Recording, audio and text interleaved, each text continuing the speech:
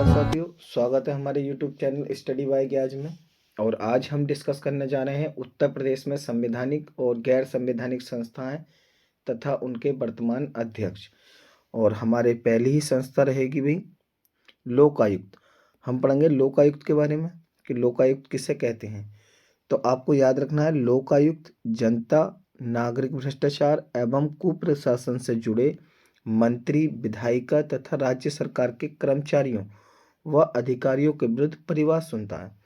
मतलब लोकायुक्त जो है जनता या नागरिक भ्रष्टाचार हो रहा हो या कुप्रशासन से जुड़े हुए मंत्री हों या सरकारी कर्मचारी हों या अधिकारी हों, उनके विरुद्ध जितने भी मुकदमे सुनता है, शिकायतें सुनता है, परिवाद सुनता है, वो आपके लोकायुक्त सुनता है।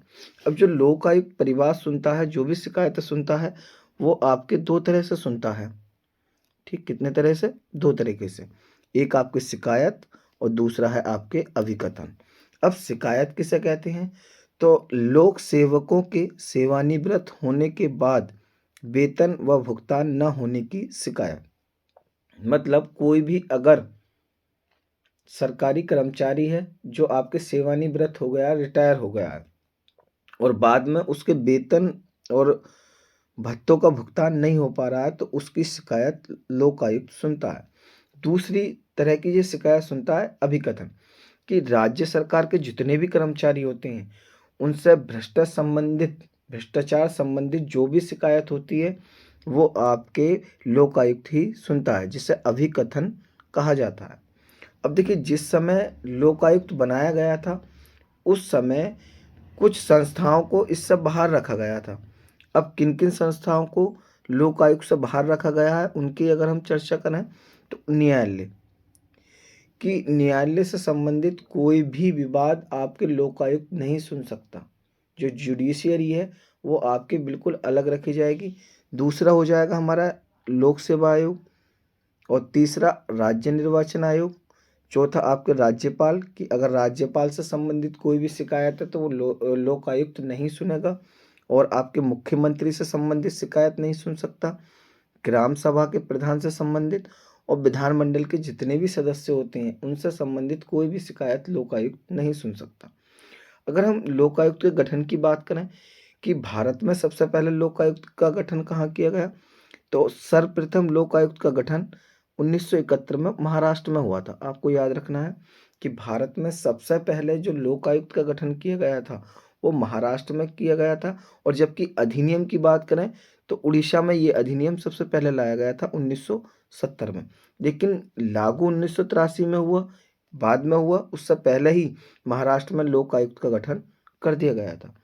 हम बात करें उत्तर प्रदेश की, तो अगर हम उत्तर प्रदेश की बात करें तो उत्तर प्रदेश में लोकायुक्त का गठन, एक अधिनियम आया था उत्तर प्रदेश लोकायुक्त एवं उप लोक आयुक्त विधेयक 1975, और 1975 में उत्तर प्रदेश लोकायुक्त का गठन किया गया था। हम बात करें इसके प्रथम अध्यक्ष उत्तर प्रदेश में, जो उत्तर प्रदेश के प्रथम लोकायुक्त थे वो थे श्री विशंबर दयाल। आपको याद रखना है, श्री विशंबर दयाल इसके प्रथम अध्यक्ष थे। और बाद में हम बात करें वर्तमान में कौन है, तो वर्तमान में आपके संजय मिश्रा हैं। कौन है? संजय मिश्रा वर्तमान में है और प्रथम लोकायुक्त के श्री विशंबर दयाल। नेक्स्ट हम बात करें लोकायुक्त का कार्यकाल कितना होता है, तो 6 वर्ष लोकायुक्त का कार्यकाल होता है। लेकिन 2012 में ये संशोधित कर दिया गया था और 2012 में संशोधित करने के बाद इसका कार्यकाल 8 वर्ष निर्धारित कर दिया गया था। नेक्स्ट हम बात करें कि योग्यताएं इनकी क्या क्या होती हैं, तो न्यायिक योग्यताएं, जो एक जज की योग्यताएं होती हैं वही इनकी आपकी योग्यताएं होती हैं। ठीक, हम नेक्स्ट संस्था की बात करते हैं। नेक्स्ट संस्था हो जाएगी हमारी राज्य महिला आयोग। तो अगर हम राज्य महिला आयोग की बात करें तो उत्तर प्रदेश में महिलाओं के उत्पीड़न संबंधी शिकायतों का निस्तारण एवं महिला सशक्तिकरण के लिए राज्य महिला आयोग का गठन किया गया था। तो देखिए, महिलाओं के साथ हो रहे उत्पीड़न और उनकी शिकायतों का तेजी से निपटारा करने के लिए और महिलाओं को सशक्त बनाने के लिए राज्य महिला आयोग का गठन किया गया था।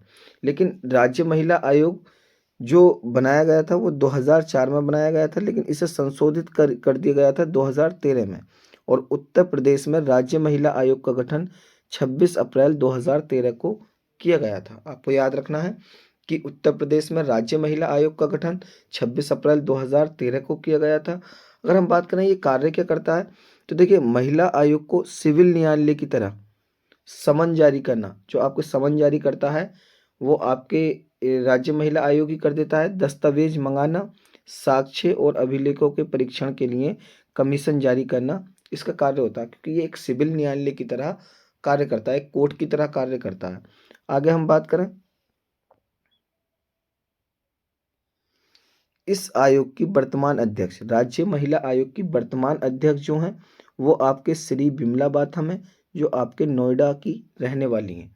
इसमें दो उपाध्यक्ष भी होते हैं। वर्तमान में इसके एक उपाध्यक्ष हैं सुषमा सिंह और दूसरी हैं अंजू चौधरी। तो इतनी इन्फॉर्मेशन आपको याद रखनी है। नेक्स्ट हम बात करें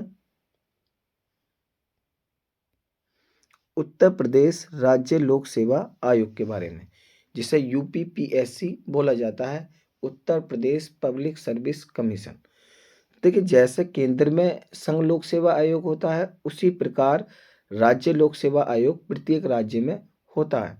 हम बात करें, देखो संघ लोक सेवा आयोग की तर्ज पर उत्तर प्रदेश राज्य लोक सेवा आयोग का गठन किया गया था। जैसे संघ लोक सेवा आयोग का गठन किया गया UPSC, union public service commission. और आपको याद रखना केंद्र में जो संघ लोक सेवा आयोग है उसकी स्थापना 1919 के भारत शासन अधिनियम के तहत 1926 में की गई थी। ठीक, उसी के तर्ज पर भारत सरकार अधिनियम 1935 आया था और 1 अप्रैल 1937 को राज्य लोक सेवा आयोग का गठन किया गया था उत्तर प्रदेश में।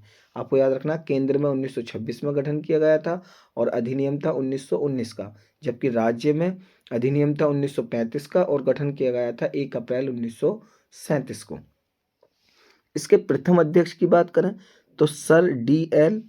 ड्रैक ब्रोकमैन इसके प्रथम अध्यक्ष थे, और जबकि वर्तमान में जो अध्यक्ष हैं वो हैं आपके डॉक्टर प्रभात कुमार। इसके वर्तमान अध्यक्ष डॉक्टर प्रभात कुमार हैं। और अगर हम बात करें ये कार्य क्या करता है राज्य लोक सेवा आयोग,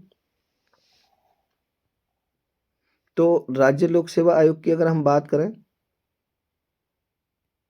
तो देखिए इसके कार्य तो होता है आपके सिविल परीक्षाओं का आयोजन कराना। राज्य में होने वाली सिविल परीक्षाओं का जो आयोजन कराता है वो यही कराता है। और ये मैंने बताया ये एक संवैधानिक संस्था है, तो संविधान के भाग 14 में आर्टिकल 315 से लेकर 323 तक राज्य लोक सेवा आयोग की शक्तियां, गठन आदि का उल्लेख दे रखा है।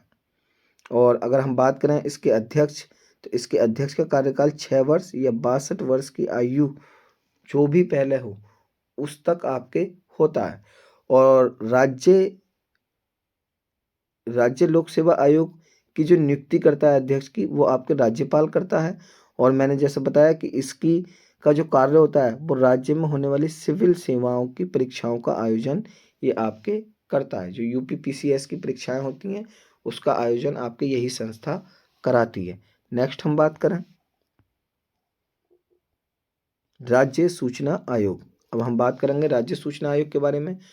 तो उत्तर प्रदेश में राज्य सूचना आयोग का गठन सूचना का अधिकार अधिनियम 2005 की धारा 15 के तहत 14 सितंबर 2005 को इसका गठन किया गया था राज्य सूचना आयोग का।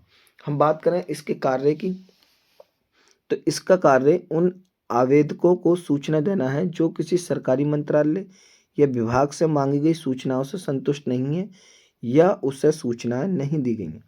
तो देखिए राज्य सूचना आयोग किसी भी सरकारी संस्था, सरकारी मंत्रालय, सरकारी विभाग से हम कोई भी सूचना मांग सकते हैं कि इसकी जानकारी हमें उपलब्ध कराई जाए, या आप उससे संतुष्ट नहीं है उसकी जो सूचना दी जा रही है तो उसका भी आप ब्यौरा मांग सकते हैं।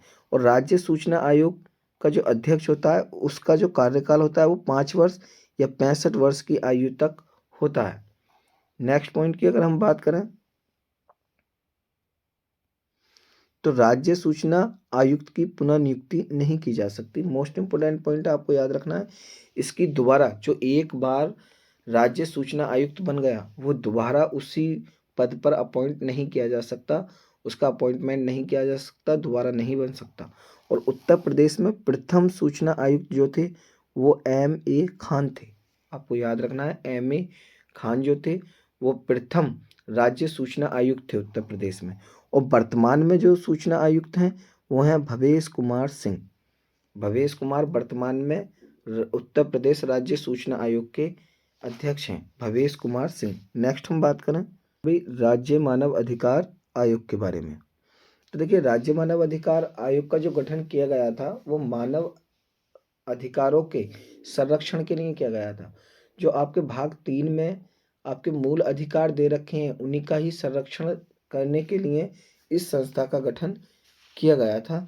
और अगर हम बात करें उत्तर प्रदेश में राज्य मानव अधिकार आयोग का गठन मानव अधिकार संरक्षण अधिनियम 1993 की धारा 21 के तहत 4 अप्रैल 1996 को किया गया था। आपको याद रखना है, राज्य मानव अधिकार आयोग का जो गठन किया गया था वो 4 अप्रैल 1996 को किया गया था। और 7 अक्टूबर 2002 को इसमें एक अध्यक्ष और 4 सदस्य इसके नियुक्त किए गए थे। आगे हम बात करें, इसके अध्यक्ष को एवं सदस्यों को क्रमशः उच्च न्यायालय के मुख्य न्यायाधीश के समान वेतन भत्ते और सुविधाएं मिलती हैं। तो जो इसके अध्यक्ष और सदस्य होते हैं उन्हें हाई कोर्ट के जो चीफ जस्टिस होते हैं उन्हीं के इक्वल आपके सारे वेतन भत्ते आपके मिलते हैं। और अगर हम बात करें इसके वर्तमान अध्यक्ष राज्य मानव अधिकार आयोग के, तो सैयद रफत आलम इसके वर्तमान अध्यक्ष हैं, और जबकि प्रथम अध्यक्ष थे AP मिश्रा। नेक्स्ट हम बात करें उत्तर प्रदेश राज्य निर्वाचन आयोग के बारे में। तो देखिए, भारतीय संविधान में भाग 4 में राज्य के नीति निर्देशक तत्व हैं जो आपके आयरलैंड से लिए गए हैं। आर्टिकल 36 से लेकर 51 तक आपके राज्य नीति निर्देशक तत्व में, उनमें से ही एक अनुच्छेद पड़ता है आर्टिकल 40, जिसमें आपके आर्टिकल 40 में ग्राम पंचायतों के गठन के बारे में कहा गया है।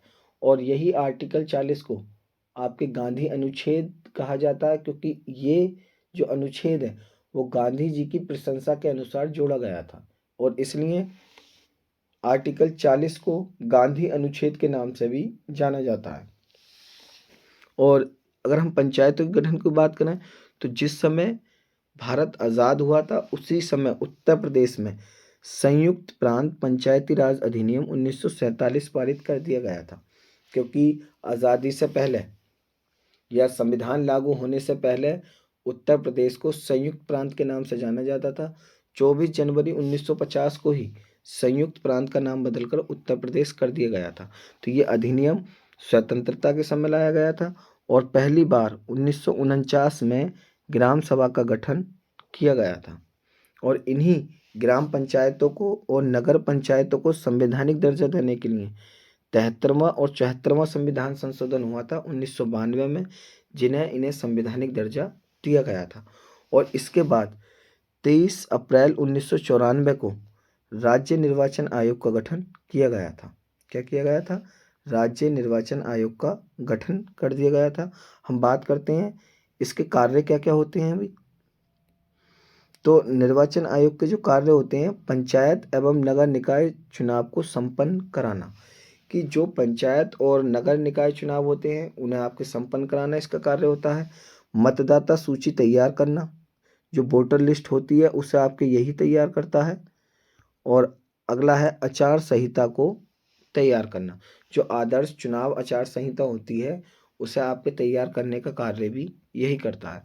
और उत्तर प्रदेश में प्रथम राज्य निर्वाचन आयुक्त जो थे वो श्री RD सोनकर थे, जो प्रथम थे। और वर्तमान में उत्तर प्रदेश राज्य निर्वाचन आयुक्त हैं मनोज कुमार। आपको याद रखना है, ये हमारी कुछ संस्थाएं थी भी जो मोस्ट इम्पोर्टेंट थी, आपको याद रखना है। इनके वर्तमान अध्यक्ष कौन है, प्रथम कौन थे, और गठन कब किया गया था। और आप यही PDF प्राप्त करने के लिए हमारे टेलीग्राम चैनल को ज्वाइन कर सकते हैं, जिसका लिंक कमेंट बॉक्स में दे रखा है। Thank you.